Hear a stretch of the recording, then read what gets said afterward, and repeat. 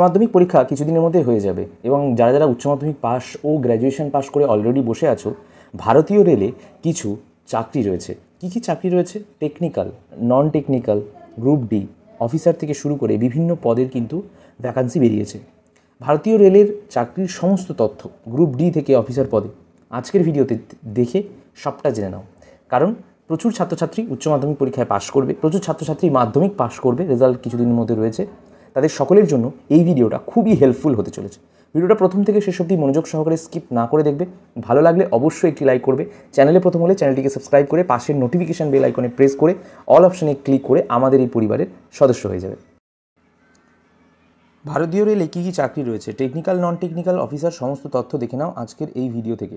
বন্ধুরা, যে সমস্ত ছাত্রছাত্রীরা ইন্ডিয়ান রেলওয়ে সার্ভিস ম্যানেজমেন্ট সার্ভিসে কাজ করতে চায় তাদের জন্য দারুণ কিন্তু পোস্ট রয়েছে।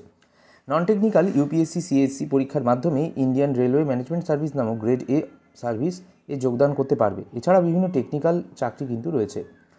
সবার প্রথমে বলি যে আইআরএমএস অফিসার হিসাবে কিন্তু নিয়োগ পদ্ধতি কী। আইআরএমএস এই পদ্ধতিটি ভারতীয় রেলের গ্রেড এ নিয়োগ পরীক্ষা। টেকনিক্যাল ফিল্ডে এখানে মূলত mechanical engineering, civil engineering, electrical and telecommunication engineering ক্যাটাগরিতে প্রার্থীদের নিয়োগ করা হয়ে থাকে। নন টেকনিক্যাল পোস্টগুলো কিছু দেখে নিই।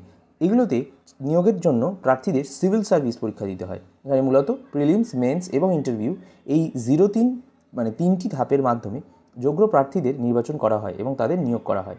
ভারতীয় রেলে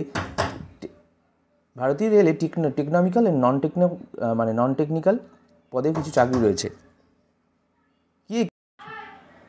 এছাড়া টেকনিক্যাল ক্যাটাগরি চাকরির মাধ্যমে আরআরবি, জেই, আরআরবি, এএলপি উল্লেখযোগ্য এবং নন টেকনিক্যাল ক্যাটাগরির মধ্যে গ্রুপ ডি এর মতো চাকরিগুলি উল্লেখযোগ্য। এবারে বলি technical RRB, ALP, assistant loco pilot, RRB, JE, junior engineer অথবা নিয়োগের পদগুলো কী কী রয়েছে এই পরীক্ষার ক্ষেত্রে। জুনিয়র ইঞ্জিনিয়ার ইনফরমেশন টেকনোলজিতে, জেইতে, depot material superintendent DMS, chemical and metallurgical assistant CMA, assistant loco pilot technician প্রভৃতি।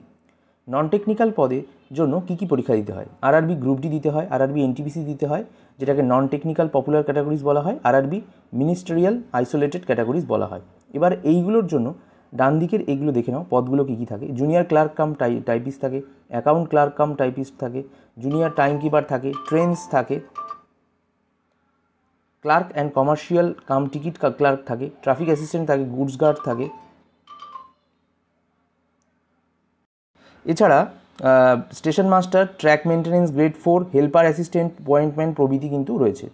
এলিজিবিলিটি ক্রাইটেরিয়া চাকরির নতুন পদ অনুযায়ী যোগ্যতা কী কী বললি। তোমাদের সুবিধার্থে বলি technical RRB, JE, RRB, ALP, non technical RRB group D, RRB NTPC ক্যাটাগরির জন্য আলাদা আলাদা যোগ্যতা চাওয়া হয়েছে।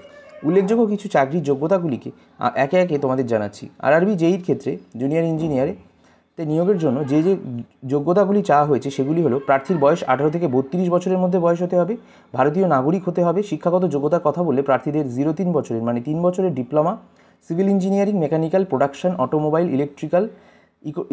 Electronics, instrumentation and control engineering, control tools and machining, tools and die making, computer science, computer engineering course করা থাকতে হবে অথবা যে কোনো স্বীকৃত শিক্ষা প্রতিষ্ঠান থেকে বিটেকের ডিগ্রি থাকতে হবে। এবার আরআরবি এলপি অর্থাৎ অ্যাসিস্ট্যান্ট লোকো পাইলট সেটার জন্য কিন্তু 18 থেকে 28 বছরের মধ্যে হতে হবে। আর আরেকটা কথা বলি যে এএলপি পদে নিয়োগের শিক্ষাগত যোগ্যতা হিসাবে প্রার্থীকে অবশ্যই স্বীকৃত কোনো বোর্ড থেকে মাধ্যমিক পাশ করতে হবে। তো এখানে একটা উল্লেখযোগ্য বিষয়, তোমরা মাত্র মাধ্যমিক পাশ করলেই কিন্তু এই চাকরির জন্য অ্যাপ্লাই করতে পারবে। এছাড়া বলি পাশাপাশি আইটিআই, ডিপ্লোমা অথবা ইঞ্জিনিয়ারিংয়ের ডিগ্রি থাকতে হবে। টেকনিশিয়ান পদে নিয়োগের জন্য প্রার্থীদের অবশ্যই স্বীকৃত কোনো বোর্ড থেকে মাধ্যমিক, উচ্চ মাধ্যমিক পাশ করতে হবে, পাশাপাশি আইটিআই, ডিপ্লোমা অথবা ইঞ্জিনিয়ারিংয়ের ডিগ্রি থাকতে হবে, আর ভারতীয় নাগরিক হতে হবে। এরপর সবথেকে যে পোস্ট উল্লেখযোগ্য বা ইম্পর্টেন্ট পোস্ট ভারতীয় আরআরবি এনটিপিসি, যেটাকে railway NTPC non technical post বলা হয়। তো এই নন টেকনিক্যাল পোস্টের ক্ষেত্রে আন্ডার গ্র্যাজুয়েট পোস্ট এই প্রার্থীদেরকে নিয়োগের ক্ষেত্রে বয়স যথাক্রমে 18 থেকে 30 ও 18 থেকে 33 বছর বয়সের মধ্যে হতে হবে।